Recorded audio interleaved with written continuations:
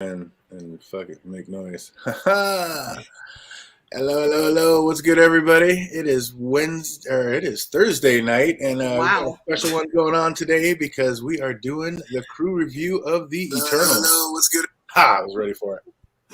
Oh man, the two coming back down that rabbit hole with me today are, of course, the one, the only. How do you say it? M.A.K. Kari. What is going on, brother? How are you? I am absolutely fantastic. Getting ready to talk some Marvel. This is definitely a different kind of Marvel movie, and yeah, I'm excited to talk Indeed. about it. How about you, fandom? How goes it with you tonight? Hey, I'm trying to fathom why on earth they couldn't put Blade in the after credit scene. Because you know they gotta move voiceover. Nah. If we was able to see Nick Fury's ass at the end of Iron Man, we could have seen freaking Blade.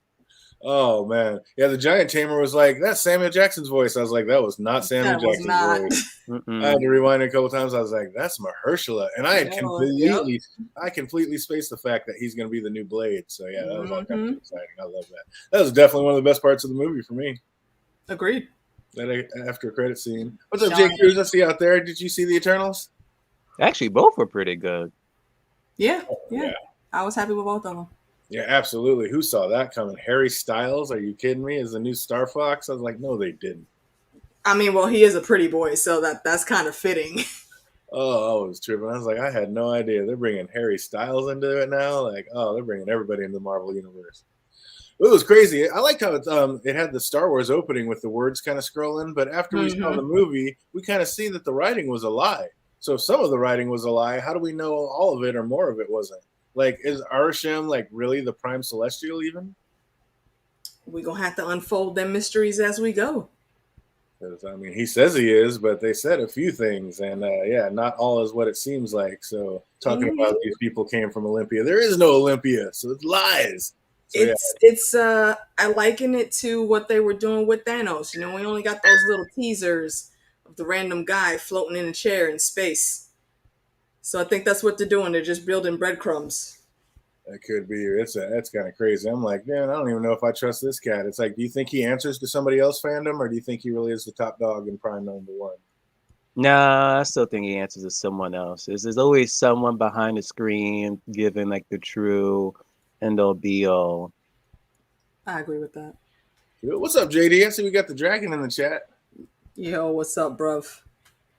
Watched this last night. Enjoyed it a lot, especially the 10 minutes with the eyes in the sky. Shit was cool as hell. Yeah, I'm telling you, it was. Well, again, you know, you hear that it's not that good, and you hear all these things about it, and then you watch it, and you're like, oh, it's way better than I thought it was going to be. Oh, good to see you. Good to see you. But we see the Celestials are incubated in planets. Like, were the Eternals incubated on that ship? Like, do you think it was really Arishem that even truly created them? Whoever the powers that be were, I think, just put them all in motion. They're like the Umbrella Corporation with all the clones that they have.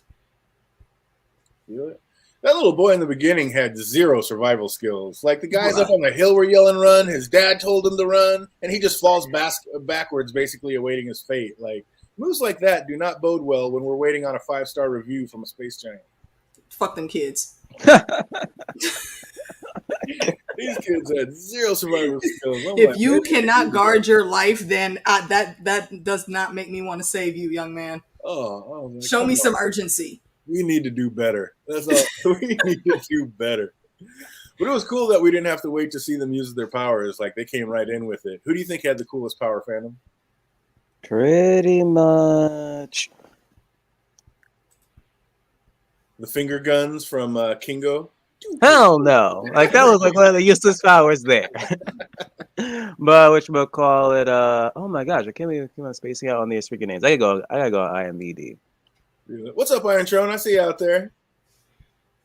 Who'd you go with, fandom?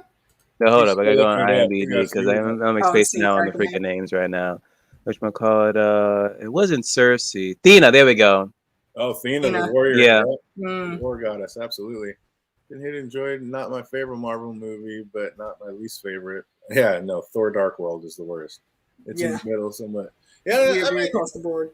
I don't even know if it's towards the top. I don't know. It just wasn't as bad as I thought it was. But yeah, like it wasn't a dark world, so I didn't mind watching it. The last little bit of it started getting a little tedious at the end. I was like, all right, this needs to end. Like I don't know if it Yeah, needed Rob Stark was kind of getting on my nerves. Yeah, I don't know if we needed a full 2.5 hours. I probably could have got it closer to 2:15.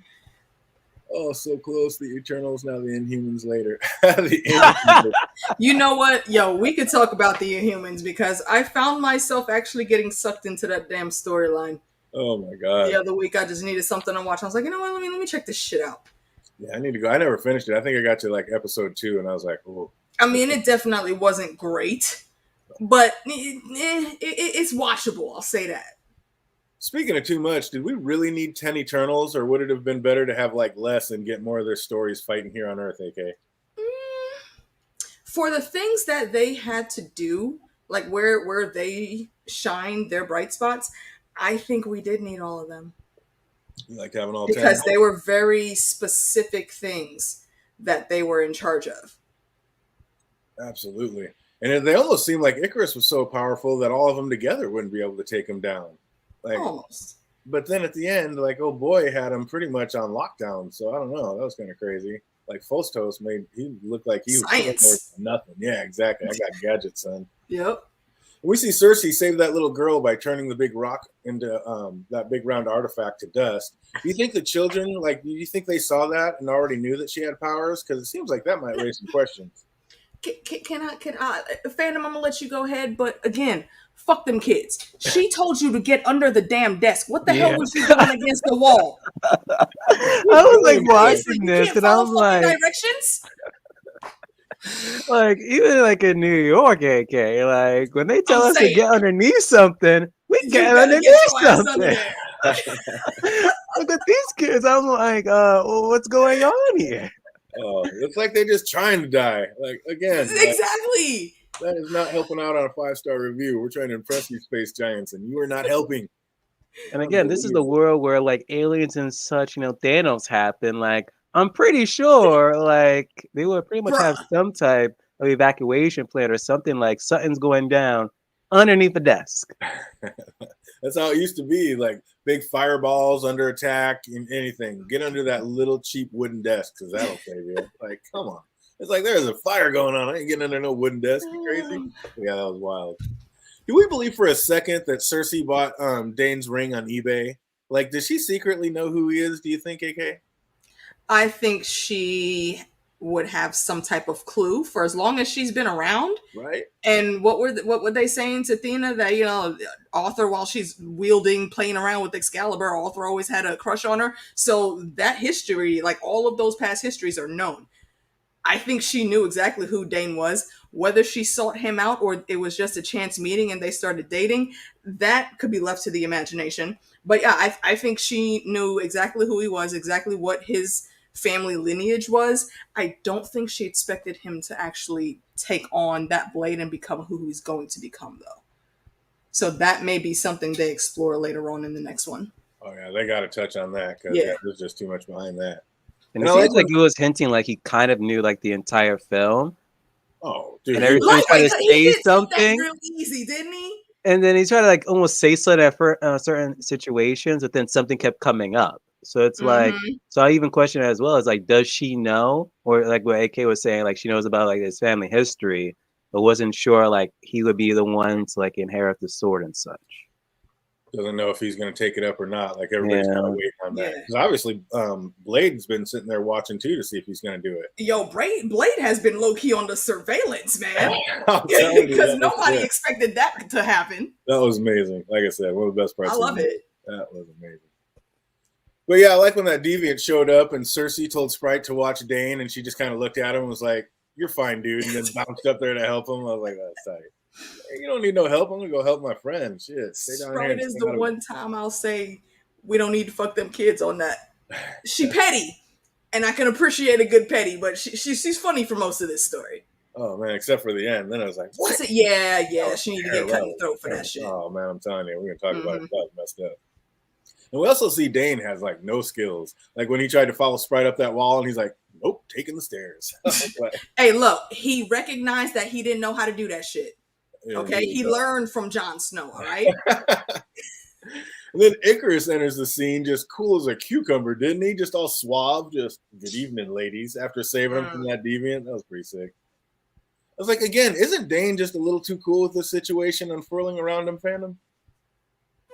Dane. Who's Dane? Carrington. Jon Snow. Now repeat the question now. Isn't he just a little too cool with everything that Cersei tells him? Like, and just nothing rattles him, and he kind of makes jokes at everything. Like, what? Are you a wizard? Are you like Doctor Strange? Are you a wizard? Can you turn me into a giraffe? Like, all kinds of just weird. Like, he's just a little too nonchalant about stuff. Mm-hmm. Yeah, I was saying, just like I was saying earlier, it's like, does he know a little bit too much and is just not saying anything purposely? Like he was giving her time to come to him. Exactly. Which especially actually the whole, is pretty honorable. especially like the whole like Thanos thing. It's like he possibly could have like also have done something during all this chaos and crap, but he chose not to as well. Yeah. Absolutely. The consequences for him, I think, would have been a bit more dire, though. Yeah.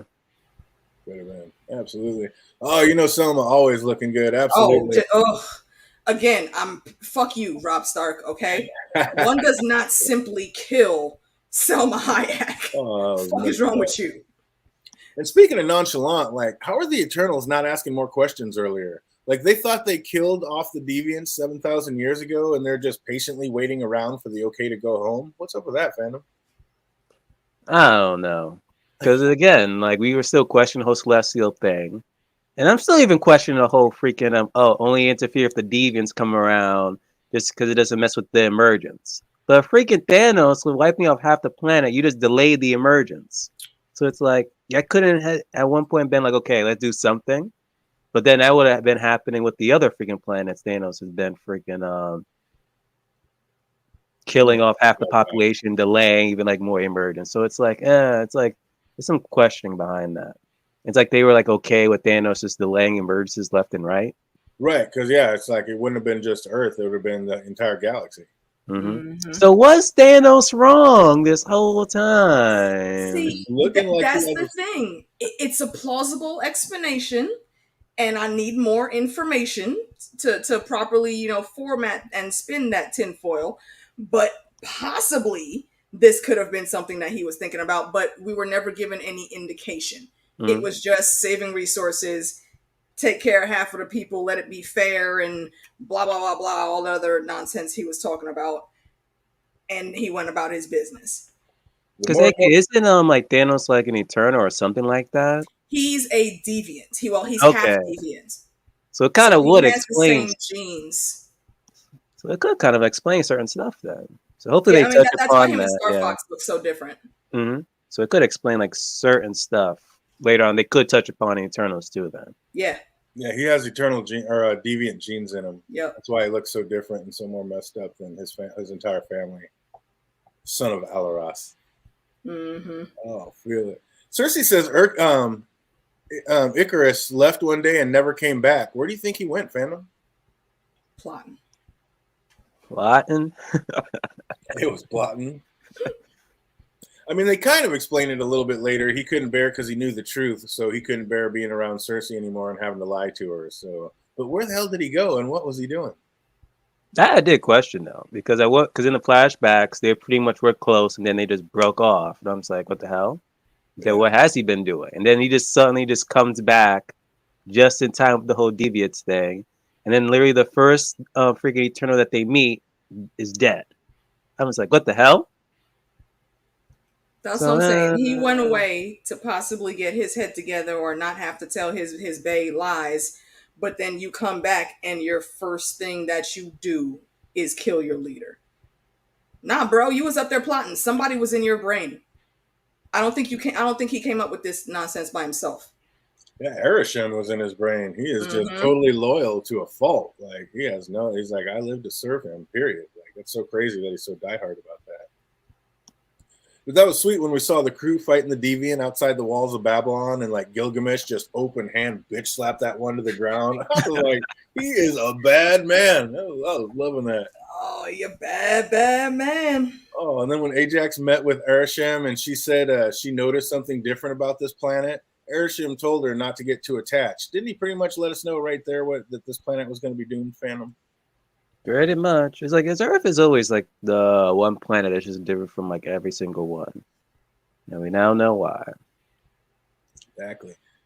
That was when Ajax met with Airsham, she said while they're at that party, Athena's not feeling it. Like, she's a warrior and she didn't come to this planet to hide behind walls. And Icarus told her to like believe in Arisham's plan. He knows best. Was she already questioning Arisham and his grand scheme? Like, did she already know he was full of it and like know more than she let on, or was she just lost in her own mind, AK? I think she figured it out on her own. I mean, you get just the basics of what her character is. If you strip it down to the bare bones, she's a war leader. That's her specialty. That means she is out here on levels beyond Stannis and whoever else Lord Commanders you could pull up from Westeros. She is way above that level. So when it comes to strategy and she's looking at the plans, something over here don't check out. And this thing over here has to do with Arishem. So she's already in her mind working out exactly what it is. And I think that may be why she started having that disease that ails her. I think Arishem figured out that she might know, and he was trying to cap it before it could get any bigger. So now her mind scrambles. Yeah, it could be, because why is she the only one that had memories? Exactly. Mm-hmm. Yeah, it is weird. Exactly. All of It them, makes she no was like sense. the only one. For how long all of them? It would make more sense for Sprite to be the one to have that issue. Something. And then when Icarus said he liked fighting alongside Athena, was he like flirting with her, saying he wanted to have a drink with her? Like, was he trying to switch it up and have a little night with her? I don't think he's that forward thinking. He has it it in his head to do one thing, and when it comes to women, it was Cersei. That's it. Icarus was thirsty as hell over Cersei, following her around everywhere like a little lost puppy. I was like, oh my god, this Since guy. the beginning, honestly, like the moment like they were like looking upon Earth when it was like quote unquote their first creation. Yep. Mm-hmm. Absolutely. She's like, isn't it beautiful? And she's like, I'm not looking at that. I'm looking at you. How you doing? So yeah, he was sprung from the first second he saw her. So talk about love at first sight. And then back to present day, and our small band make it to Ajax farm, only to find out she's been murdered. And as soon as this honorable Robb Stark said it was a deviant, I was like, no, it wasn't. Like, it was probably you. Like, that was a little too convenient for him to show up and save Sprite and Cersei how he did with that last one. Like, where you've been gone for like how many thousands of years, and now you just happen to show up right when the deviants come back? Like, something wasn't vibing with me right out of the gate. How about you, Phantom? Pretty much. I don't think you even explain like what he's been doing, really, during that whole time. So it's like, what the hell? Everyone else, we pretty much know what they were doing, or they're like hiding out or so. But him, it was just like nothing. Red flags. All kinds of red flags. So when they call me a deviant, they mean the Marvel deviants. They don't mean I'm a pervert. That's probably a mix of both there, I know. Not so sure about that private life. And Cersei is huddled over Ajax's body. A spear floats out of her and into Cersei, and it seems like she's now the chosen one to lead, which is a bit odd because they all thought Icarus would be the next in line. So shouldn't the fact that he wasn't kind of raise some more red flags, AK? It should, but that therein, I think, is another thing that just helped break him a little bit. You know, he wanted to be leader. And he figured, okay, now that Ajax gone, not only does that not interfere with what Arishem has commanded us to do, but now I'm in charge and I can make sure, no, we don't go astray again. But then plot twist, no, Ajax already had your shit numbered, bro. It was already set for the spear to go to Cersei. So now what you gonna do? You think if he wouldn't have killed her and turned on her, you think it still would have went to Cersei no matter what? Yes. Interesting. Because I mean, look how quickly she figured out what was happening when he took her up to that cliff. She straight asked him, "Why not just kill me yourself? Oh yeah, why you being a little bitch about it?" Oh, she's a leader. She knew exactly. She knew exactly what was going down. So I think she already had them plans in place. Interesting.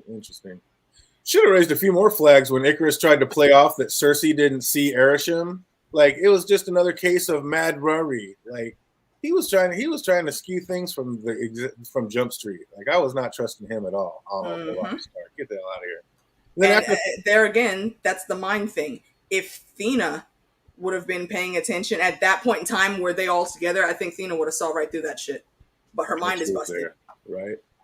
And then after finding Ajax dead, the crew decides it's time to catch up with the rest of the fam. So they take off to go find him. And the humans, like, warring with each other seem to trigger Athena. Like, especially, like, when it's so one-sided. Why did she keep wigging out like that, Phantom? Because it's just like, it seems like almost like history was like repeating itself every single time on every planet they went to, and it was pretty much happening like yet again. That was the ultimate trigger for her. Ooh, that's actually a really good thought, because Earth probably is not the first planet they've been to. No, because like they were like hitting like it just their like minds keep on getting like erased every single emergence. That's very interesting. And yeah, again, why is Athena the only one that has that issue? Something must have happened on a previous planet. She might have questioned things before Ajax even did on a previous planet, and Arishem put that failsafe in her brain, so the next time she questioned, that's when she started going loopy. Mm-hmm. Interesting. Very interesting.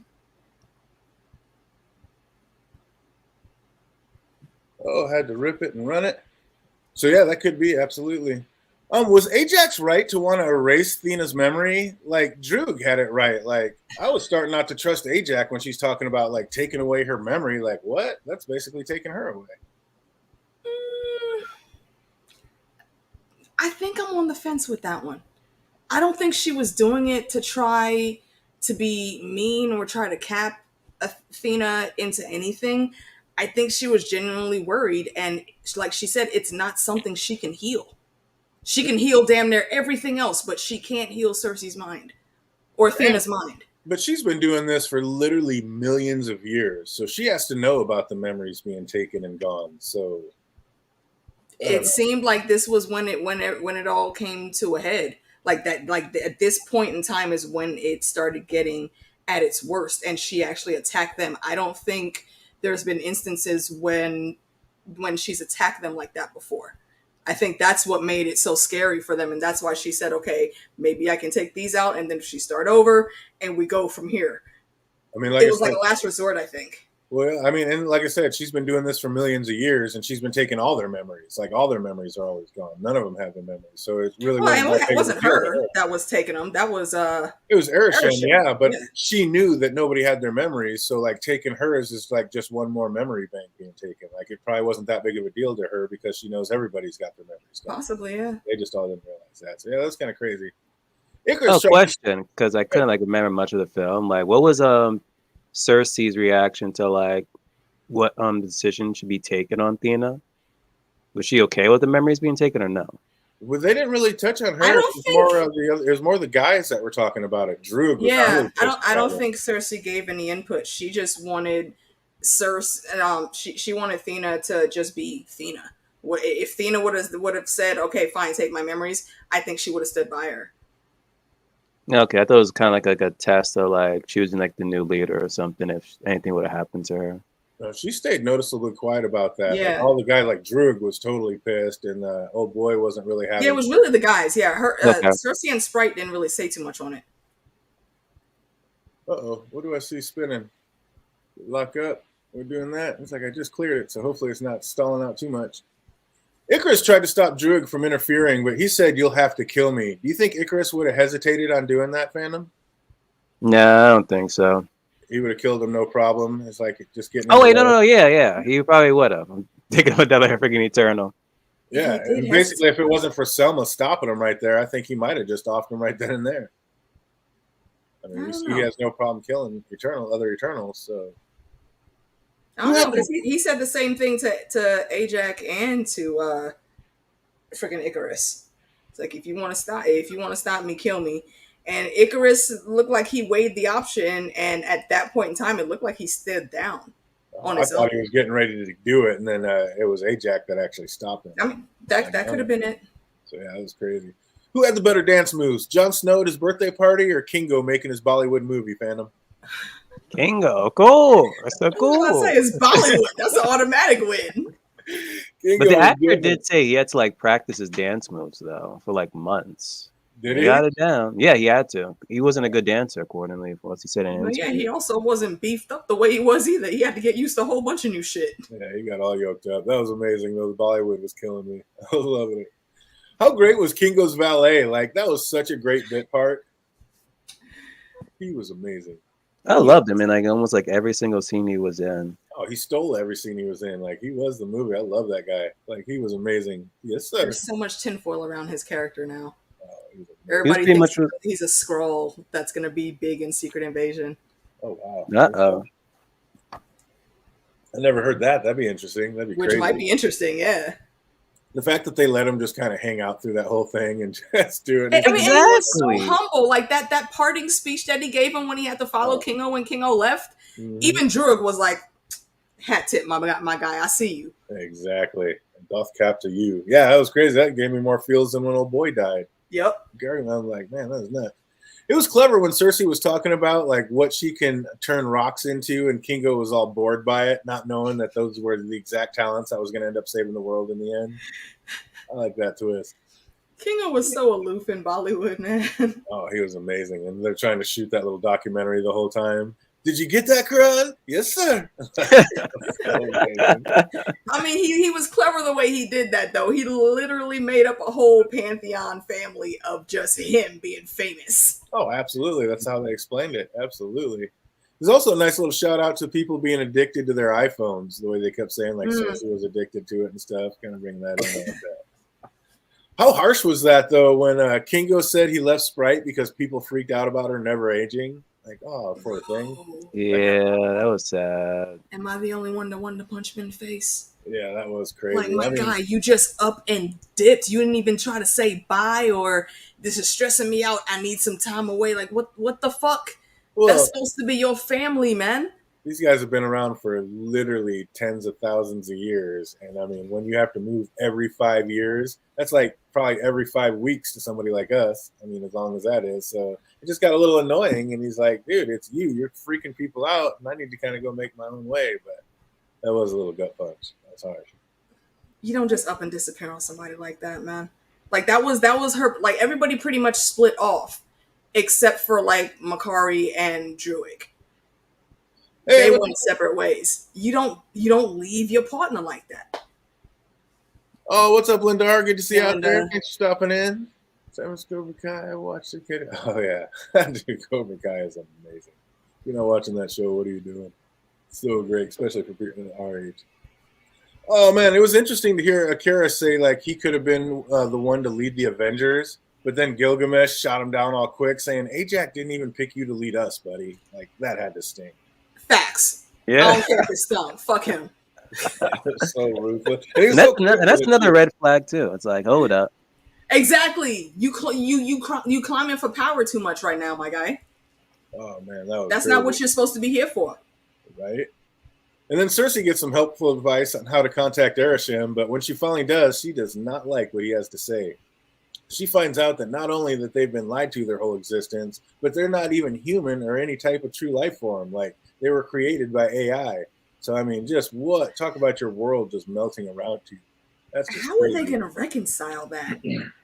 Because that's not the case in the comics. I'm really curious to see what they're going to do with that.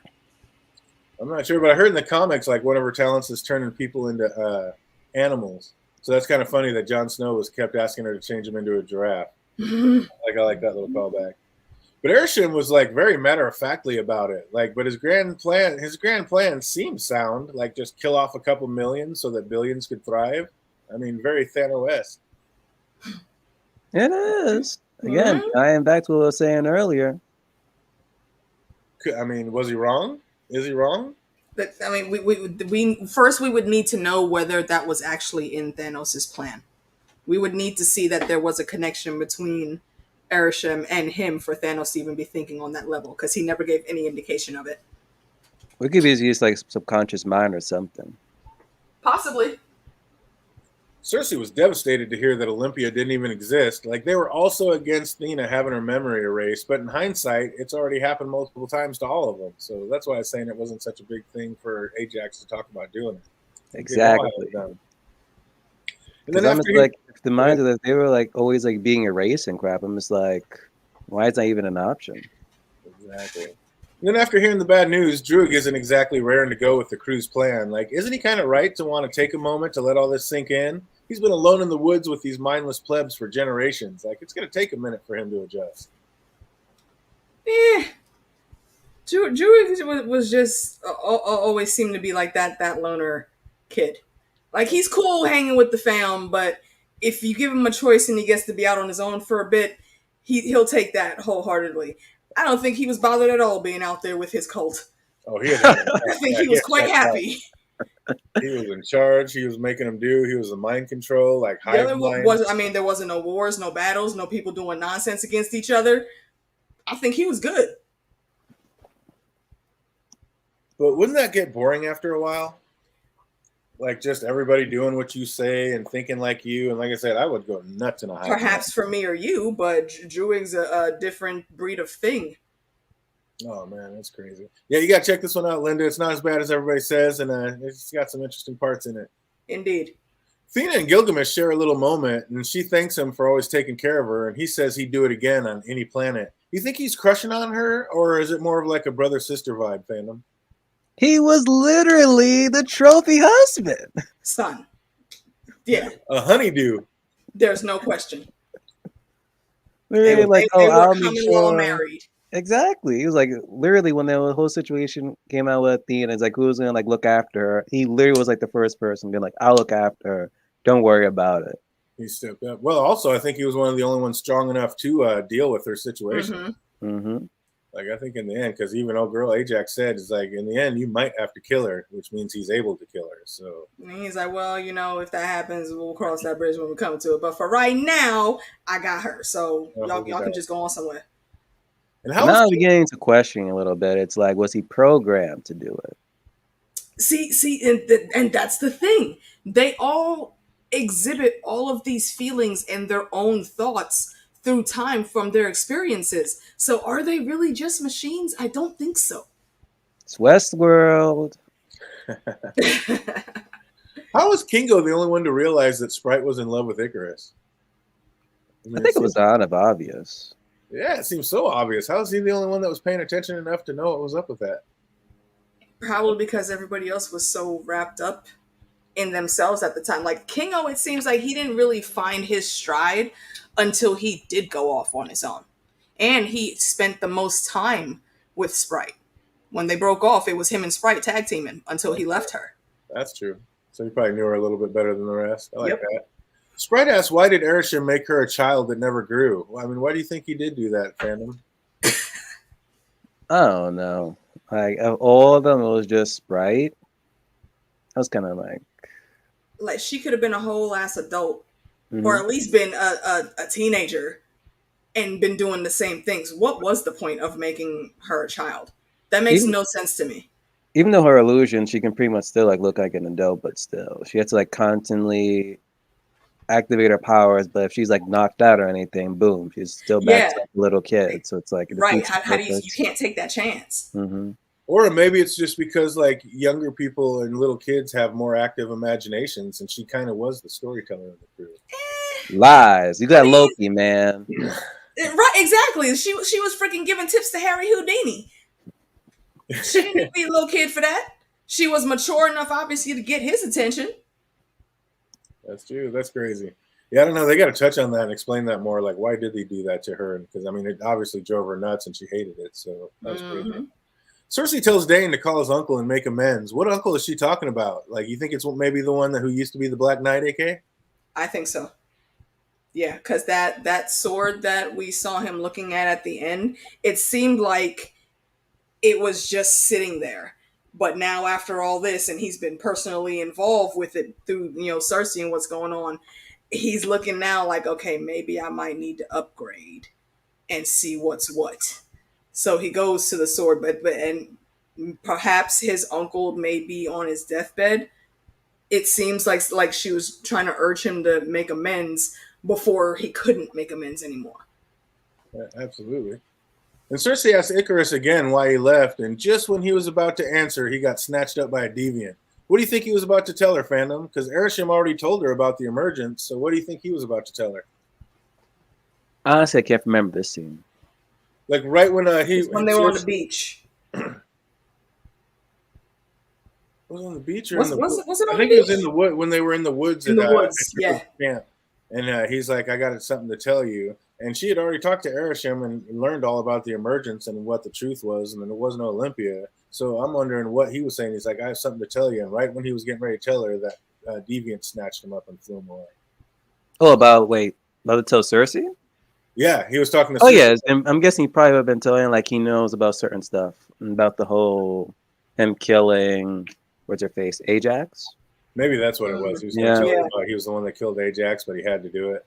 That sounds accurate. He was feeling guilty. I like that answer. I like that. But I loved how when they were battling the deviants in the Amazon and Kingo slid under that one, like, and just dishomed it, and then he's instantly like, "Did you get that Quran?" He's like, "I did, sir." Like, bro, you got your boy out here, a whole ass human with these monsters holding the camera up for you. Come do better, my guy. This man could die, and you can't bring him back. How many cameras did you bring, young man? Like, he's like, always have. I mean, he's right though. Always have backups. I was loving that character. When Cersei was battling the deviant under the water, though, I thought she was going to like freeze them both in place so it couldn't get to her. But I think what she did may have been even cooler. That was pretty tight how she turned him into a tree. That transmutation power is pretty freaking sweet. Yeah, she's dope. And that was crazy when the deviant like sucked up Gilgamesh's essence and then evolved into something like more human. But he had pretty much like a convenient memory saying like, all we wanted to do was survive. Like, no, you came to this planet to kill the apex predators. Like, you weren't exactly on a peace mission.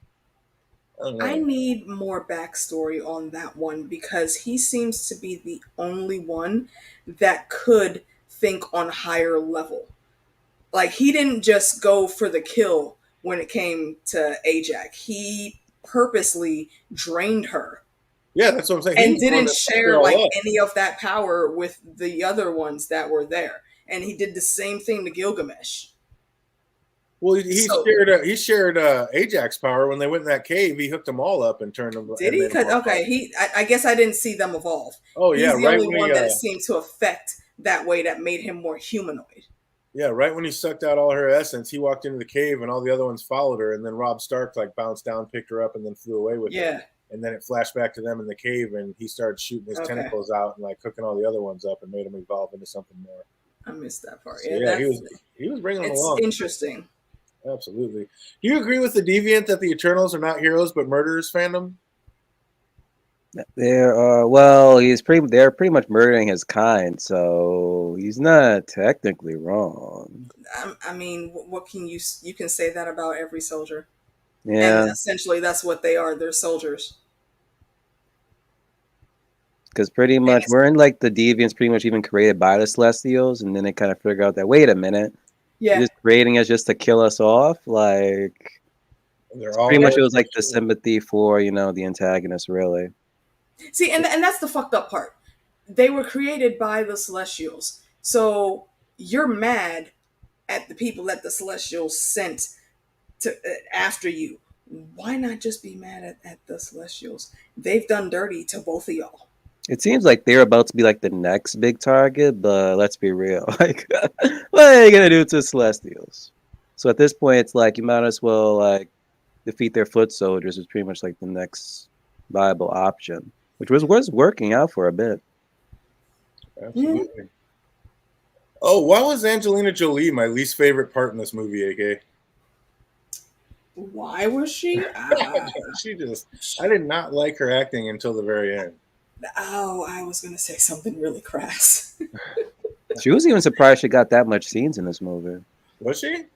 Mm-hmm. That's what the actor said. I thought she was gonna do like a scene here and there, but they've decided to like honestly, add more scenes. The way they build it, it was a big deal that Angelina got signed for it. So I wasn't surprised for the amount of scenes that she got. The one I think that they should have done more with is Selma Hayek. But she had Ajax role and they decided to kill Ajax.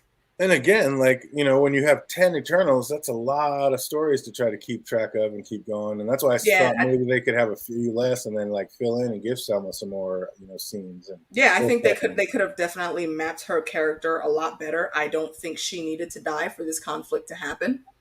No. I think there's multiple paths that they could have taken. Angelina, I put it down to that damn memory thing they gave her. I really don't like how they did that. No, it was weird, kind of It jammed. made her character lightweight annoying because we knew we were going to have to deal with this. And what if that shit happens in the middle of battle? That's a liability you can't have. Oh, it already happened. Yeah, when they're all trying to stand back and she Yeah. kept attacking him. Like, yeah, it was crazy. But yeah, I get why she got more scenes. You don't have Angelina Jolie in your movie and not give her scenes. Yeah, sure enough. Yeah. Sure enough. But yeah, I mean, I would have liked to like have less of Eternals and then like get filled in on the backstory when Selma Hayek or when Ajax said she walked among the people and lived amongst them. Like, I would like to see that story and see what she was doing and what turned her and made her fall in love with us so much. All of them. All of them. They all lived in this world and lived beside humans who they've loved for millennia already that they've been on there. And I would have liked to see the change in all of them. I mean, how did Icarus, being the Brody idiot that he was, deal with all of the times changing with humans, with how the type of person that he is? He don't seem like he does well on his own. Like there's always some fight or something there that has to keep his attention. So what the hell was he doing by himself? Exactly. What? Show me those adventures. Well, Hollywood decided to switch it up, and instead of killing off the black character, they opt for killing off the Asian character instead. And were we feeling any kind of way even losing an Eternal? Like, he was the nicest one, and I still gotta say I wasn't feeling his loss. I don't know. I really like Gilgamesh. Yeah, he was awesome. I really liked him. He was a great character. And again, this is like when I was watching The Wheel of Time. Stop killing off the people of color, man. I was just like, man. And that's, but even when they killed him, like, I was like, oh, that sucks, he's gone. But I wasn't really feeling something. Like, it didn't make me sad. Like, and that's what I'm saying. If they had less Eternals, they could have filled in more of those backstories and made you care about him even more. So when he died, it actually felt something like. Or maybe because he made that ale out of spit. That's why he didn't care, DJ. He chewed each kernel and fermented with his own spit. That's so disgusting. I'm like, nah, you can keep that one, bro. It's like, I like the spirit. Like, bro, tell me that before you fill my cup. Oh my god, this is rude. That was horrible. So Cersei and Robb Stark track down Phastos, and because they need him to make a machine to boost Druig's power level to a level that can put a Celestial to sleep. And those scenes at his house were, I mean, they almost seemed out of place, but I was loving them. Like all the scenes at Phantos' house, I thought thought they fit perfectly. Yeah, it was amazing. Except for maybe that Superman line. I think that was generic. They have better writers than that. Yeah, he's like, I don't wear a cape. I'm just like, what? I think that was like the second superhero from DC that they mentioned within this film. Yeah, there was somebody else. I forget who it was. Oh yeah, I think it was like Batman. With I think it was like an Alfred reference or something. Alfred, yeah. Yeah, just giving a nod to the other one. That's pretty cool. And feel the Eternals bringing in a new era. Like first we get a sex scene with Cersei and Robb Stark in the not so honorable Robb Stark as we see, and now we get like two men making out at the front door. Like I had to check and make sure I was still watching Disney. Yo, they look at all the blood that they gave us in Falcon and the Winter Soldier. They're bringing it, they're bringing in Deadpool and Blades. I don't think people gonna get them PG-13 ratings like they want. I think Disney is here to play, and Feige has just the thing. He just sitting in the corner, rubbing his hands together, waiting. Oh man, I was like, look at Disney bringing it into the new age. Like, get some. Like, and it's about damn time. Right? That's what I'm saying. It's like stepping into the modern day. Yes. And so our crew heads to the desert to get Domo and get to creating their new device. And how about Kingo being all chill, like bringing up Makari up to date? Like he's talking about it, all this, and he's like, oh, and the end of the world. And then he moves right into, have you seen my movies? Like, I was crying. But then, I mean, she was taking that news pretty well. She's like, finally my boredom's done. Like, she's not normal, I don't think. I mean, look at the stuff she had around her. You know what? For real, if I was a speedster and I was deaf, I totally would be Makari. All of the nerd shit that she surrounded herself with on that big-ass ship, the only thing she was missing was maybe a TV or a projector to watch Kingo's fucking movies. She had all of the cool ass swag throughout the ages, sitting there, all types of pearl desks and shit. That spot was just freaking cool, and I love that. She just made her a mountain of awesome shit to entertain herself. And what was up with that emerald pad or whatever everybody kept trying to get? And then Icarus like trades a box of Twinkies for it while Druig takes it and takes it back to her. And it seems like they were trying to make a big deal out of that little emerald scroll thing or whatever. I want to say that's actually from like ancient Chinese culture. if I'm remembering correctly, the author of the Iron Widow, Zoran J. Zhao, she was explaining some things about ancient Chinese culture, and she said like the people at court that like the emperors, note keepers or whatever, they had like jade tablets that they would record things on. So I think that may be what it was, which would make it extremely valuable from that ancient time. But I'd have to go back and like actually look and research I like that. to remember. So Fastos comes up with a way for them to get their Thundercats on, and I gotta say, like, I'm with Kango. Brainstorm was a way better name than the Unimind. I mean, come on. It's like, dude, tagging it is everything. Well, I mean, he's a social media person in the group. Right? And the team seems to be, like, divided, and they all look to Icarus for guidance, and he says, Ajax told Cersei to lead us. We should follow her. And Sprite could totally tell he didn't want to go through with the plan. Like, he was giving us clues the whole time to, like, who he really was, wasn't he? Mm-hmm. I was about to say that, AK. Mm-hmm. And why was Icarus the only one who knew about the deviants that were still alive? Like, how did he know they were alive and nobody else had figured that out yet? I think that's part of what he was doing on his own. He was out there finding them. And no, I don't think he was out there fighting them. I think he was just finding keeping track of them. Oh, finding them? Yeah. Like maybe used his laser eyes to freaking de-thaw them out of the cold so they could get back up and running. Mm-hmm. Because we know shit don't fall out that easily from ice. And did he know that the deviants god take their essence like that? Like it was his actions that basically led to the deviants evolving. Like he pushed old girl down there, and that deviant sucked her essence up, and then he was able to evolve from that. So basically, here's a thought. What's that? Here's a tinfoil thought. What if he was already working with that deviant? Because that deviant was already more intelligent than the other ones. Right. When it came down to it. That's why all those other ones were outside. They're like the little worker bees. Big Boy came out the cave to get Selma. Oh, he was definitely the apex. So he might have willingly given that deviant some of his essence already to help, speed up his brain patterns and thinking and whatnot. Because he said that one's strong. I fought in that one before. He's stronger than the others. So maybe he's stronger because, Icarus hooked him up with some of his essence. That's kind of crazy. Tinfoil, but there it is. Oh, it could be. And so after Icarus tells Ajax that he'd follow her to the end of the earth, he lures her to somewhat of an end of the earth and tosses her over the side. And we get our confirmation that it was indeed him who killed her. I was like, I knew it. Yep. Icarus felt some kind of way, but wasn't he right to do what he did? I mean, again, it's billions versus millions. So wasn't he right to do that, fandom, and kill her because she was? No! Like, oh my gosh, man! Nah, that was just messed up on so many levels. Bro, we live on this fucking planet. Yeah, but we're talking about just a few million compared to billions across the universe. I mean, isn't that a fair trade-off? Those other planets are going to be seeded regardless of what happens with Earth, though. Mm-hmm.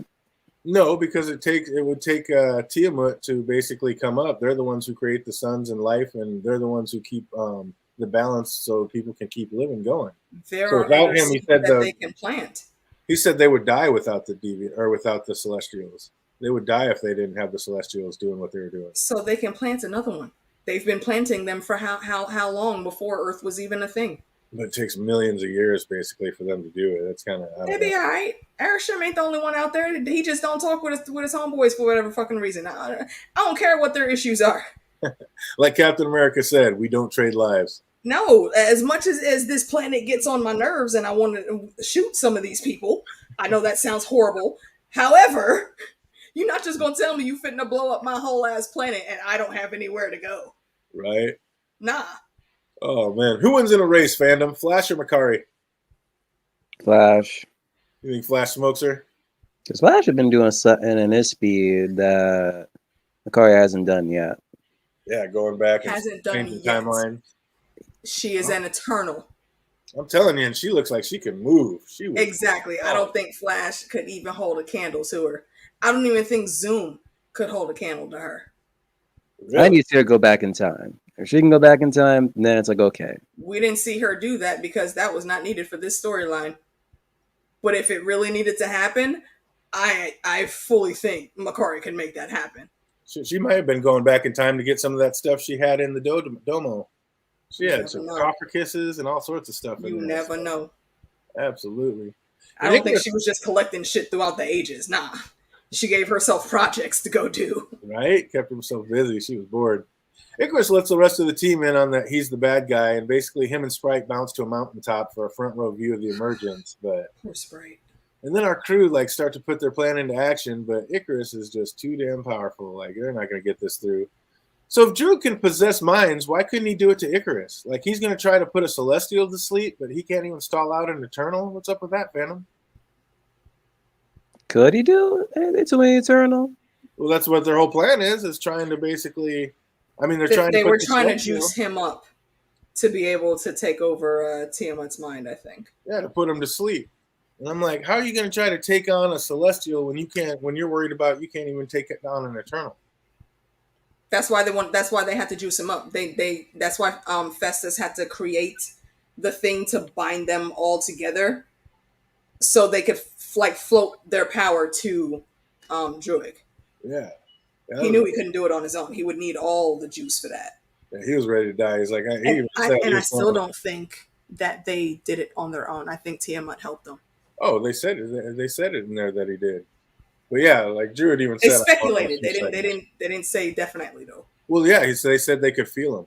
They said that when they were in the Unimind, they could feel Tiamat. So basically, Tiamat even agreed. Yeah, because they asked him, they were wondering, like, why didn't we die? And they're like, I felt Tiamat when we were in the hive mind, so Tiamat must have been on their same side. He capped himself, yeah. So that was kind of crazy. And Makari was none too pleased when Icarus said, like, her boothing druid was gone. Oh, she was getting him, boy. She fucked his ass up. Dude, and I was here for every damn blow. Like, look here, little Lord Stark. You don't know who the fuck you playing with. Oh, she took her boo thing out and she was not happy. She let him have it. That was pretty sweet. Here's a question for you guys. Do you think it was romance between them or just like the super cool brother-sister that are like the two homies of the sibling group? Oh, it was romance. Did you see when they came back? They put their heads together. They were in love. Absolutely. Even Congo was like, what's going on here? What's going on? Yeah, I don't like that. I don't like that. Like, Kingo saw everything but that. Exactly. That was crazy. That was Gilgamesh. He's like, what is happening here? I don't like this. What did we think about that battle on the beach, though, when they were all getting down, the Eternals fighting each other? That was pretty cool. It was dope. And then I don't know, freaking, what's his freaking face? Kiro? Just awkwardly just like entering into like, the battlefield and them fighting him. It's like, no, they should have scrapped them out. And it's had just a fight between them happening. And I don't know what they're gonna do with that character, because him and Thena are actually supposed to be a thing. In the they were Kingo. Oh, you said Kingo. I thought you were talking about the smart deviant. The human. Oh, that's what I'm talking about. Oh yeah, in the comics, him and Thena are a thing. Yeah, I thought that was gonna be a thing in the movie, but it wasn't. Yeah, I don't know how they did it. I kind of liked it though, because Thena woke up at the right time. Get one of my black hats on this shit here. Like for fuck's sake, you see this in the chat? I did not. I got one of those. Chop it down. Like we got wrenches. Oh yeah, I got them. Feel it. They just keep showing up on a bunch of different people's streams, and I'm wondering what the hell's going on with it. I gotta get one of my black hats on that. It's starting to bother me. Bots. Thena wakes up at the right time, though, and outsmarts the Deviant. And that was a smooth move, like, I remember. And then chopped them all up. I was like, oh, it's clean. Like, you gone. And then what about that backstabbing little shit Sprite? Like, it was perfect for Druid to come out of nowhere and put her little ass to sleep. I was like, no, you didn't just stab her in the back. That's your girl. Like, that's who you are now? You taking this one little chance to try to get you some Stark dick? Really? Right? Can you not be Barbie Dustin in little kid form right now? Oh, that was me. Exactly. Like, damn it, Sprite, shut the fuck up. Getting her Barbie now I'm going to look at you and say, fuck that kid. Exactly. You think Ajax knew all along it was Cersei who'd be strong enough to take down Tiamat? Yeah. That was definitely her. Why was Rob Stark crying? She gave her the sphere. She had that set. Why was Rob Stark crying after it was over? And why the seemingly suicide mission of flying into the sun? Because he knew he was wrong. So basically, just I gotta kill. That's why he was like, "I'm so sorry. I didn't know there was another way that we could do it. I thought I had to follow him. Blah blah blah. Boo hoo, Lord Stark, you fucked up again." Oh man. So yeah, that was pretty cool. Like I said, it seemed like Tiamat agreed with the Eternals' plan. Like they said, it had become one with them in the Unimind. So it seems like he could have stopped them if he really wanted to, and he didn't. So he was definitely down with the plan. So it shows that maybe these Celestials really are good guys. And luckily, that's in Cersei's memory now, because all of her memories on humans and their experiences are about to be judged very harshly. Oh yeah. But after that little shit just stabbed you in the back, would you have granted her greatest wish and turned her into a human? I would have granted her a fucking coffin. I'm telling you. Fuck you, Sprite. What's up, Phantom? Would you have like granted her wish and turned her human, or just bitch slapped her and shit like, shit, you can live like that forever. I'm done with you. I mean, not only are you human, they tell her to go to school. That's even more punishment. Oh, she needed to learn some. No, man, fuck her. Shit, she got to catch that smoke. And if only going to school is the punishment for that, you get off easy. I don't know. With my school memories, I don't know. And she doesn't have any abilities too. Yeah. Oh, she's a storyteller. And then back at Fasto's home, we see Athena trying to toast her own hand, and they were really like leaning into her having the dementia thing. Like it just really seemed like they were trying to squeeze that in. I don't know. I don't know. It was kind of weird. I don't like that plot point. And then Athena shows Jack her powers, and Festos comes in running into the kitchen to tell her, like, your babysitting privileges are revoked permanently. Like, are you really trying to have someone with the dementia watch your kid? My guy, you're a whole ass Eternal too. You raising this boy. You gonna put yourself on punishment? I'm like, come on. Exactly. It's like, but again, like, you're really gonna have somebody with dementia watching your kid in the first place? Like, exactly. That's why? Yeah, why would you give her the babysitting privileges in the first place? She can come over and visit, but she ain't gonna be in charge of shit. Right, exactly. I'm gonna be there watching everything. And as Cersei and Kingo say goodbye, she's wondering if they did the right thing by killing Tiamat. And Kingo says it's too late for that now. You think there's any way that maybe she didn't kill him? She only thought she did, and he actually comes back to life at some point? Like she only put him to sleep. Cersei, she said she doesn't know if it was the right thing to kill Tiamat, but did she really kill him, or maybe she just put him to sleep and he's like petrified and is going to come back to life? Yeah, I want to say he's just petrified, because the Celestials, really anything can happen with them. So I'm not going to say that he's dead just yet, but I do expect people to ask questions, because those mountain ranges that he's made very much look like a hand and the face of a Celestial popping out of the ground. So somebody better mention that shit in the coming movies. Oh, absolutely. I got to touch on that. What's up? We got an absolute legend that hit the chat. What's up, Carol Funk? Great to see you out there. Great to see you. Hello. Carol always out there doing the good work. Y'all go check out her page. She films all of the greatness that she does, and she deserves all the recognition. Boom, just like that. Jon Snow is just too smooth when he's taking everything in. When Cersei tells him the story of what's been happening, like there has to be something up with this guy. Like nobody just hears all this and is just so smooth and cool with it. Like, I told you he done learned his lessons now. He realized that he didn't know anything, and he went and learned some things. Oh, so now he knows, okay, that these Eternals exist, and he knows his uncle's background. He knows his family lineage. He knows it very well. So if just in his bloodline some weird random shit can be going down, I don't think it's a problem to hear that, oh, my girlfriend's a freaking secret Eternal that was sent here thousands and thousands of years ago, and she still looks like she's 22. So you can't really put an argument to that. He knows more than nothing now, absolutely. While he and Cersei are in the park, he tells her that he has a secret of his own that he'd like to share, but before he can get it out, Arishem shows up and whisks her away. So I can't wait to hear that. We're like, I knew something was up with this cat. And then Arishem seems like a fair and decent being. Like he told Cersei not to fail him, and now that she did, he's still gonna. Dude, now that she just failed him, he's still gonna give her a fair trial to see if it was a worthy move. I don't know. You kill my fam like that, you're gone. I don't know if I can count that as a proud papa or an honorable dad that's just watching over things. I don't know, man. You've been fucking up from the beginning, my guy.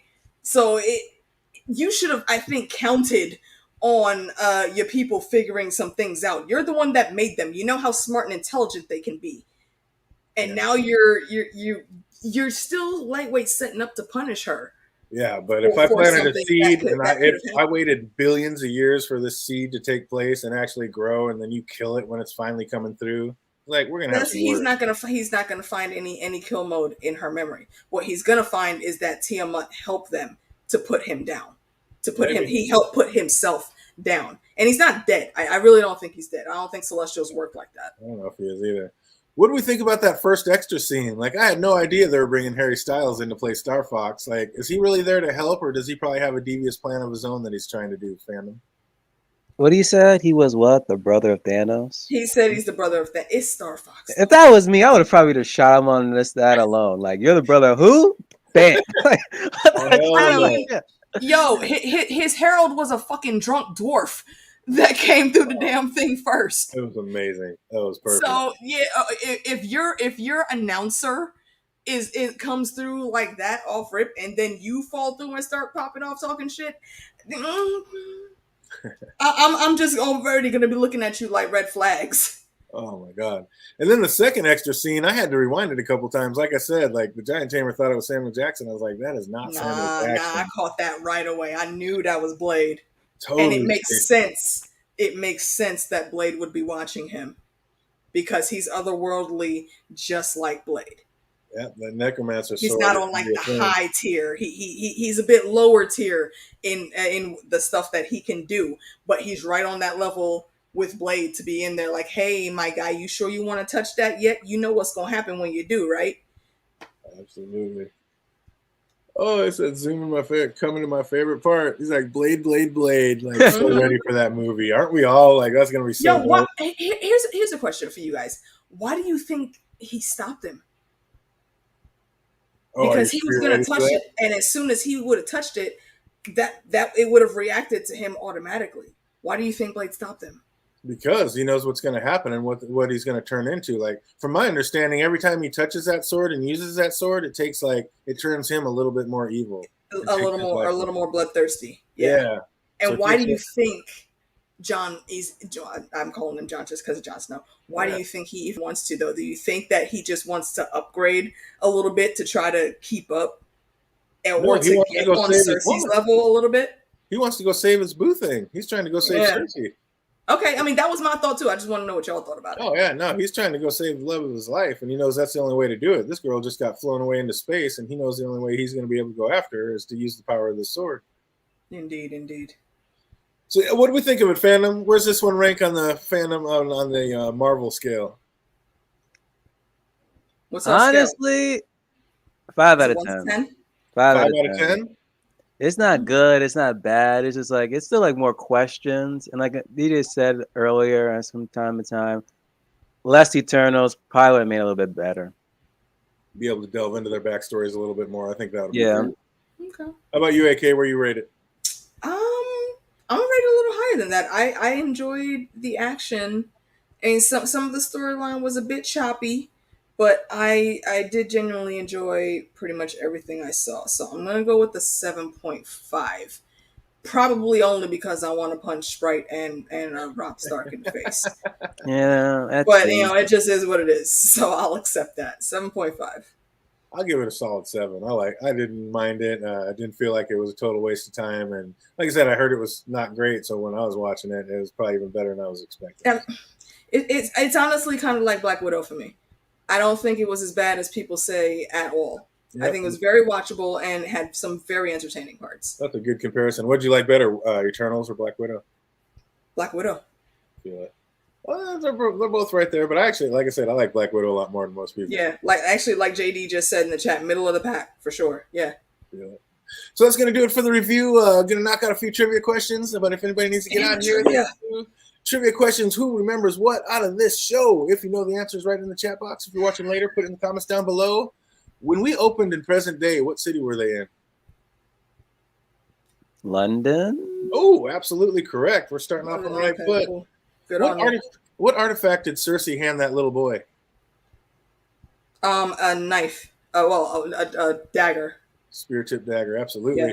2 for 2. Who did Cersei admit to she knew she was late when arriving to work in the museum? Sprite. Wasn't it John? Nope. Who did Cersei admit to she knew? I know I'm late when she was arriving to work. It wasn't her students?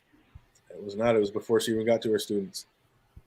And she's Okay, so running before up the she got to her stairs. students, and it was before she got to Dane. She was running up Is the it stairs. She's like, I know I'm late. security? That is incorrect. Wait, no, wasn't it Sprite? I feel like Sprite was there in that scene. Nope, she was not. All right. Well, if you know that, write it down below. Cersei asked the children to name an apex predator. What 2 animals did the children name? A lion. That's one. Dinosaur of some sort. That is incorrect. Shark. That is incorrect. A bear. If you know that answer, write it down below. I got half a point on that. Yes, you did. Mine was absolutely there. Oh, look at my man JD brought it in. Do you know the name of it? But you are correct. What? The FN statue. Yep. I don't remember what statue was that. Absolutely, but that is absolutely who it was. It was the statue she said it to. And where did Was Athena a statue of Athena or Zeus? It was not. It was not. What did Cersei give Dane for his birthday? A ring for with his family crest on it. 100% correct. A ring with his family crest. What was the eternal Cockroach ship and a called? crow, says Ion. What's that? Ion said a cockroach and a crow. I don't know what he's answering though. The apex. Oh, yeah, I was about to say. What was the eternal ship called? Oh fuck! Damn, I'm usually good with ship names. I don't remember. What was the eternal ship called? I almost want to say it was a floating library, but I know that's not it. Anybody in the chat know what it was I got called? nothing. Yeah, he said apex predator. Yeah, Apex Predators. What year were the Eternals fighting outside the walls of Babylon? Ooh, something BC. 963. Incorrect. I do not remember dates well. It was BC, absolutely. If you know that, write in the chat down below. When did Cersei and Icarus tie the knot? Oh, I want to say 300 something or other. Close, but BC? Because Babylon was still standing. Those are incorrect. I don't know. I don't remember. Can we get another one of these goofballs? Let's see. Ion says 745. Oh my God. Yeah, that is incorrect as well. Close. Where did Cersei and Icarus get married? Do you know where they got married? It was in Babylon, wasn't it? It was not. In like their capital city? No? It was not. Hmm. Someplace I've never heard of. Sounds like someplace in India. Who was Kingo's character he played in his movies? What character? He was playing Icarus. He was, but what was the movie called? What was the hero's name called? Oh shit, I don't remember. It was written on the side of his bus. They said it a few times. They did. I just know it was modeled after Icarus, so I don't remember. Oh, absolutely. Who did Kingo say they just got to do a cameo in his movie? Who did Kingo say they just got to do a cameo? No, it was a big name too. It was. Shit. Damn it, you and these names and dates, DJ. Fuck. JD says can't find it, trying to Google the answers and can't get it. we don't be giving us enough time to Google, man. This isn't the Citadel of Trivia. Oh man, in a big cathedral by a priest. There you go. He's not wrong. He's not wrong. Oh, what was the name of the title of Kingo's second movie? What was the title of the second movie? If you don't remember the name of it, to James Bond 3 or some shit. I don't remember. Where did Sprite say Kingo abandoned her? Ooh. Where did I want to say Egypt, but that's not right. Anybody in a grocery store? In a grocery store. You know what? Yo, Kingo, that sounds like some shit Kingo would do. Where did Sprite say Kingo abandoned her? If you know that, write it down below. Why did Kingo say he left Sprite? Because she was freaking out people around him that couldn't deal with her still being a kid after 5 years or whatever. Absolutely. He was tired of moving around every 5 years. And why did Sprite Kingo have to move around? Because people are freaked out about her never aging. What is Kingo's valet's name?